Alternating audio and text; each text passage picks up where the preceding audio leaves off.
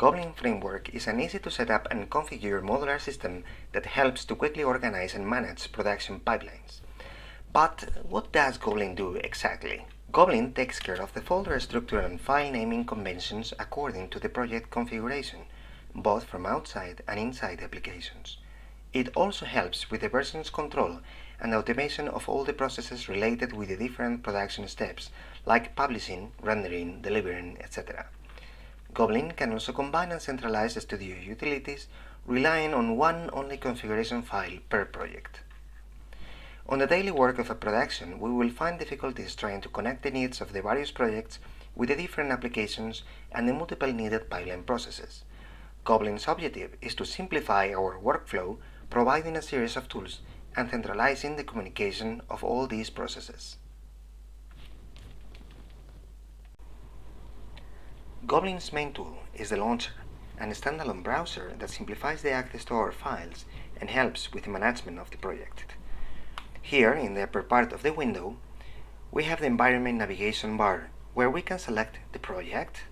If we are going to navigate per asset or per SOD, then select the asset or SOD, the pipeline step, and the task. The lower part will display the files that match that context and present buttons related with the different actions that Goblin provides.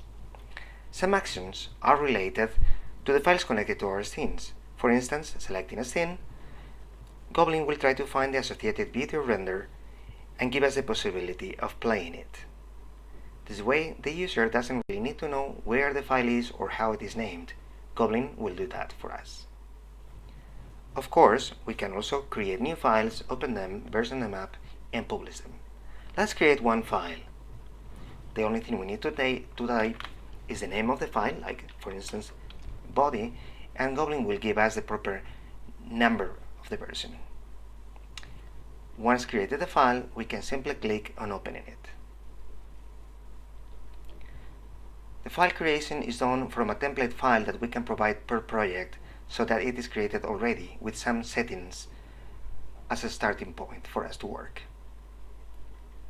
This file, of course, is empty, although it got the name and it got the proper settings and timelines. Let's open a file that has already some content. So going back into Goblin, we can select this file and clicking on Reuse Maya, we will make sure that we are reusing the same instance of Maya rather than opening a new one. So we only need to go back there, click on Open without saving, and we will get the file here. Once in Maya, Goblin has also one little menu where we can access some of the functionalities that Goblin provides, like saving, rendering, or publishing. If we click on rendering, we will see some options, but also, and the most important part, is that Goblin is creating the name for us for both the project and the file. We can access the file folder, and see that there are already some renders for this file. But if we want to render into the farm, in this situation right now I have it configured for deadline render farm.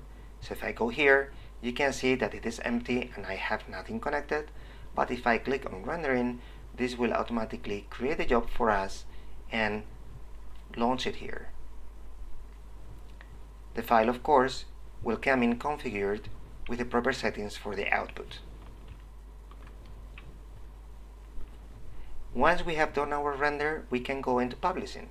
Publishing will open a window and locate the files related with our main scene and allow us to create a comment. If the project is connected to Shotgun, all of this information will go into Shotgun. But we don't need to have Maya open to be able to publish. We can also go back into Goblin and click on the file, click on Publish, and it will give us exactly the same amount of information and the possibility of creating a comment and publishing.